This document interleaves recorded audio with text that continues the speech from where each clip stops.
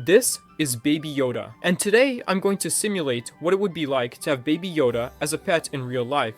I'm going to feed him, build him a habitat, test his powers, introduce him to other pets, and see if having a tiny force-sensitive alien in my house is the best idea ever, or the worst decision of my life. This is going to get insane, but first, here he is. Right now, Baby Yoda is small, about 14 inches tall, big ears, huge eyes, tiny hands, and a suspicious amount of power for someone who still naps 12 hours a day. He's sleeping right now, which is probably the safest version of him, because when he wakes up, things start floating. Okay, I'm going to wake him up.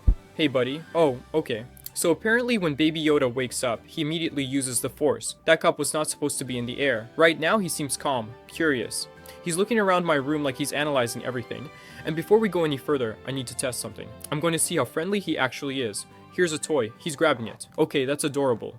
Now I'm going to offer him my finger. If he bites me, that's not a good sign. Okay, he's just holding it. That's actually kind of wholesome, but something tells me that once he gets comfortable in this house, things are going to escalate. Because unlike a normal pet, this one can lift objects with his mind. So today, I'm going to simulate every part of raising Baby Yoda in real life, starting with feeding him. Because if there's one thing I know about him, he's always hungry, and I have absolutely no idea what this creature is about to eat. I need to figure out what Baby Yoda actually eats. Because if I'm going to keep him as a pet, he needs to grow strong. And based on what I've seen, he will eat almost anything, so I brought him into the kitchen.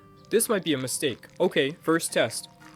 Let's start simple. Some blueberries. He's sniffing them. He grabbed one. He's chewing. Okay, that's safe. Next, watermelon. He looks confused. He just used the Force to pull it closer. That is extremely unnecessary, but he's eating it. So far, so good. Now I'm going to try something more interesting. Chicken nuggets. Oh, that reaction was instant. He didn't even wait. He just lifted the entire plate toward himself. Okay, we need boundaries. Because every time he gets excited, things start floating. Now I want to test something risky. Soup. If he spills this with the Force, my kitchen is done. I'm lowering the bowl slowly. He's staring at it. And okay, the spoon is floating. The bowl is floating. The soup is not floating. That's good. He's drinking it. And honestly, he looks very satisfied. But I've noticed something. Every time he uses the Force too much, he gets tired, like really tired. He just laid down on my counter. He's closing his eyes, and yep, he's asleep. So apparently, feeding Baby Yoda isn't just about food. It's about managing a tiny alien with superpowers, who can turn your kitchen into a zero-gravity experiment. But now that he's eaten, it's time for the next step. If he's going to live here, he needs his own space, because right now, my entire house is his playground, and that's not sustainable. So I'm going to build Baby Yoda his very own habitat, and hopefully, it can contain him, at least for now. Now that Baby Yoda is fed, it's time to give him his own space, because right now, my house is not Force-proof. So I'm going to build him a habitat, not a cage, not a tank. A fully customized Baby Yoda living environment, somewhere he can sleep, play, and hopefully not destroy everything I own. First, I cleared out this entire corner of my living room. This is going to be his zone. I'm adding a soft bed in the center, because if there's one thing he loves, it's sleeping. Next, I'm building a small elevated platform, somewhere he can sit and observe everything, like a tiny green Jedi Master. And of course, I need hiding spots. So I added plants, small structures, a little cave-like dome in the back so he can have privacy. Because even powerful alien babies need alone time. Now here's the important part. Since Baby Yoda is extremely curious, I added floating toy attachments, objects slightly suspended from thin wires, so he can practice using the Force safely. Keyword, safely. And finally, a small water feature. Nothing deep, just enough for him to splash around. Okay, the habitat is done. It actually looks kind of amazing, cozy. I placed him gently in the center. He's looking around, ears moving, analyzing everything. Okay, he's exploring the platform, climbed up, sat down. He genuinely looks like he owns this place. Now he's inspecting the cave. He went inside. Silence. That's either very good or very bad. Oh, he just peeked out. Okay, he likes it. He walked to the water, touched it, and he just lifted the entire surface of the water slightly upward. That is not normal, but honestly, he seems happy. Over the next few hours, he explored everything, played with the floating toys, practiced lifting small objects, took multiple naps, and surprisingly, nothing exploded, which I consider a win. Now that Baby Yoda has his own habitat, it's time to test something important. How does he react to other pets? Because if I'm going to keep him here, he needs to coexist. So I'm starting with something simple, a small dog, friendly, calm, harmless, at least to normal creatures. I brought the dog into the room slowly. Baby Yoda immediately noticed. His ears lifted. He tilted his head. The dog wagged its tail. This could go really well, or really wrong. The dog approached first, slow steps, curious sniff. Baby Yoda just stared. No blinking, no movement, just staring. Okay, that's intimidating. The dog got closer, and Baby Yoda lifted his hand. Oh no, the dog stopped walking. Not because it wanted to, because it couldn't. He just used the Force. The dog is suspended mid-step. Okay, that's not ideal. I told him. No, he looked at me, still holding the dog in the air. Then slowly, he lowered it. The dog ran behind me. That's fair. So apparently, Baby Yoda's first instinct when meeting a new animal is to assert dominance telekinetically. Noted, but I'm not done yet. Round 2. This time, I'm introducing a cat. Cats are unpredictable, confident, sometimes aggressive, so this will be interesting. The cat walked in like it owned the place. Didn't even look scared. It stared directly at Baby Yoda, and for a moment, it felt like two ancient beings sizing each other up. The cat hissed. Baby Yoda blinked. The cat took a step closer. Baby Yoda slowly raised his hand again. The cat's tail puffed up.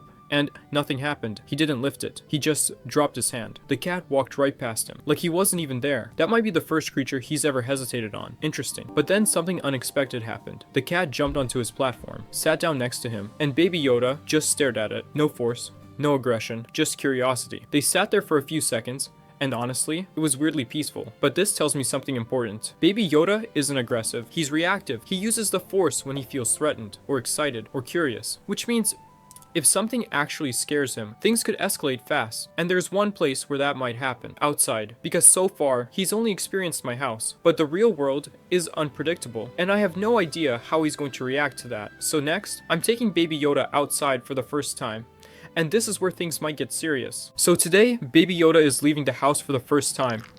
Up until now, he's only experienced controlled environments. My kitchen, his habitat, a dog, a cat. But the real world is louder, brighter, unpredictable. I carefully picked him up. He wrapped his tiny hand around my finger, which is adorable, but also slightly terrifying, knowing he can lift objects heavier than himself. We stepped outside. The sunlight hit his face. His ears twitched immediately. He squinted, then slowly looked around. Cars passing, wind-moving trees, distant voices. You can tell he's processing everything.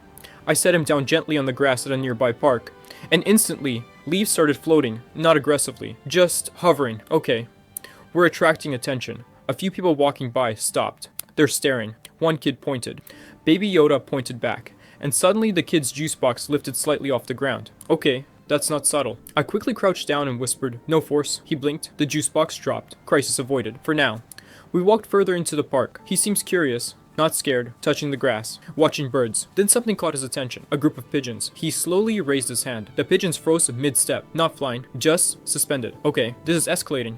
I gently lowered his arm. The pigeons dropped and scattered. People are definitely noticing now. So I decided to test something else. I placed him near a small pond. Water, movement, reflections. He leaned forward, touched the surface, and the water rippled outward in a perfect circle, then slowly lifted upward like a dome. That's actually beautiful, but also extremely public. A small crowd started forming, phones out, recording. This is exactly what I didn't want. He looked overwhelmed. Too many eyes, too much noise. The floating water suddenly splashed back down. He grabbed my sleeve tightly. Okay, he's overstimulated. And if there's one thing I've learned so far, when Baby Yoda feels overwhelmed, things get unpredictable. So I picked him up immediately, and we left. As we walked back home, he seemed quiet, almost thoughtful. And that's when I realized something. He's not just a pet, he's powerful. And if the wrong people see that power, they might not just stare, they might want control. And that's a problem, because I'm starting to realize keeping Baby Yoda isn't just about food or habitats. It's about protecting him from the world. But what happens when the world starts looking for him? After the park incident, I decided we needed a break. No more public experiments,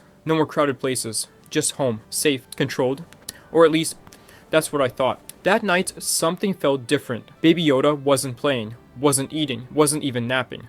He just sat in the middle of his habitat, quiet, focused, his ears slightly tilted back, almost like he was concentrating. At first, nothing happened. Then, one of the hanging toys started moving, not swinging, rotating, slowly. Then another object lifted, then another. Within seconds, everything around him began to float. The plants, the platform, the water in his little pool, all hovering in midair. Okay, this is new. I slowly walked closer. Hey buddy, it's okay. He didn't blink. The floating objects began spinning faster. The lights in the room flickered. That has never happened before. His breathing got heavier, and I realized something. He wasn't playing. He was overwhelmed, overstimulated from the outside world, and his powers were reacting to his emotions. Suddenly, a loud bang from outside, a car door slamming. He flinched, and everything shot outward. The floating objects slammed into walls. The water splashed everywhere. The platform tipped over. Total chaos, then silence. Everything dropped. He collapsed backward onto the floor, completely exhausted. I rushed over. He looked up at me, eyes wide, confused, almost scared. Not of me, of himself. And that's when it hit me. Baby Yoda isn't dangerous because he wants to be. He's dangerous because he doesn't fully understand what he can do. He's still learning.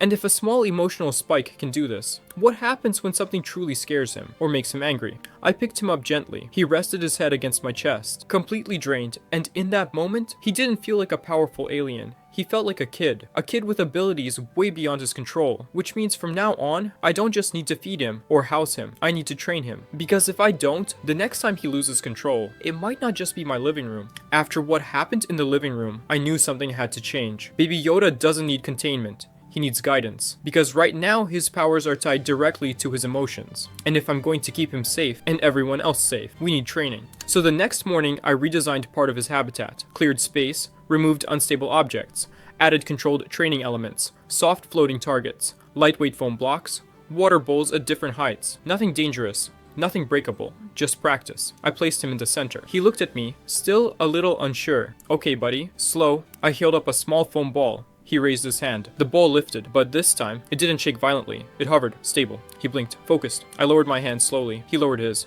The ball came down gently. That's progress. Next test. 3 objects at once. A block, a toy, a leaf. He concentrated. 1 lifted, then the second. The third wobbled. He almost lost it, but steadied himself. All 3 floating, controlled. Not chaotic, not emotional, intentional. I've never seen him this focused. Over the next few days, we practiced every morning. Short sessions, lots of breaks. Because if he gets tired, things go sideways. But something incredible started happening. He wasn't reacting anymore. He was choosing. Choosing when to use the force. Choosing when to stop. Even when I made loud noises behind him, he flinched, but nothing exploded. That's growth. And then came the real test. I brought the dog back into the room. Carefully. The dog hesitated. Baby Yoda looked at him, raised his hand, paused, lowered it. The dog walked up, sniffed him. No levitation, no dominance display. Just calm. And for the first time, Baby Yoda reached out and gently patted the dog's head. No force, just contact. That's when I realized something. This entire simulation wasn't about controlling him. It was about helping him control himself. Because yes, he's powerful. Yes, he can lift objects with his mind. Yes, he could probably turn my house upside down if he wanted to, but he doesn't want to. He just needs structure. And honestly, raising Baby Yoda isn't about surviving chaos. It's about teaching responsibility. And right now, he's still tiny, still curious, still naps randomly in the middle of the day. But now, he understands a little more about his power, and I understand a little more about him. So, would I recommend having Baby Yoda as a pet? It's exhausting, it's unpredictable, it's mildly destructive, but watching him grow, not in size, but in control, that might be the coolest experience ever. And something tells me this is only the beginning.